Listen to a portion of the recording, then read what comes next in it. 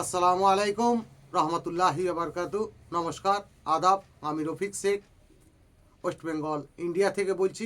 সর্বপ্রথমে জানাই আমাদের সিও এস মুফারের সাথে অসংখ্য অসংখ্য ধন্যবাদ। যে সকল ফাউন্ডারশিপ নিয়েছেন এস মুফারের কাছ থেকে সবাইকে প্রীতি শুভেচ্ছা ও আন্তরিক অভিনন্দন।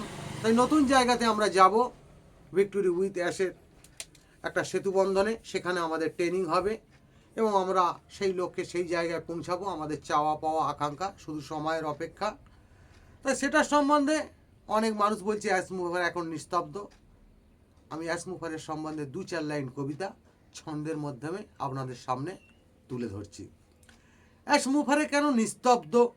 ফাউন্ডাররাই ভাববে, আসবে যখন পাহাড় পর্বত আলোর রোশনি বইবে, নতুন আলো দেখবে যখন মানব জাতির চোখে, শান্তির হাওয়া বইছে এবার, বলবে তারাই মুখে মুখে মুখে ছড়িয়ে দেব ভিক্টোরি উইথ অ্যাশের নাম।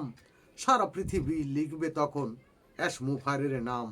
নাম থাকবে, দাম বাড়বেই সারা পৃথিবীর বুকে। মায়ের কাছে ছেলে যেমন আদরে আজ থাকে। অনেক আধারের মধ্যে কিন্তু আছে একটি চাঁদ, সব তারারই আলোয় পাক, এটাই চাঁদের কাজ। ভিক্টোরি উইথ এসে চাঁদ কিন্তু অ্যাশ মুফারের শিও। চাঁদের পাশে ফাউন্ডাররাই তারার মতো হিরো। 14 লক্ষ তারা যখন একই সঙ্গেই জ্বলবে, কখন রাত কখন দিন ভাবতে নাহি পারবে। এমন একটা দিন আসবেই সারা পৃথিবী ভাববে, অ্যাশ মুফারের জন্য কিন্তু ফাউন্ডারদের চিনবে। অ্যাশ মুফারে ধন্যবাদ। ভিক্টোরি উইথ অ্যাশ জিন্দাবাদ। আপনাদের যদি ভালো লেগে থাকে লাইক কমেন্ট শেয়ার করুন। ধন্যবাদ।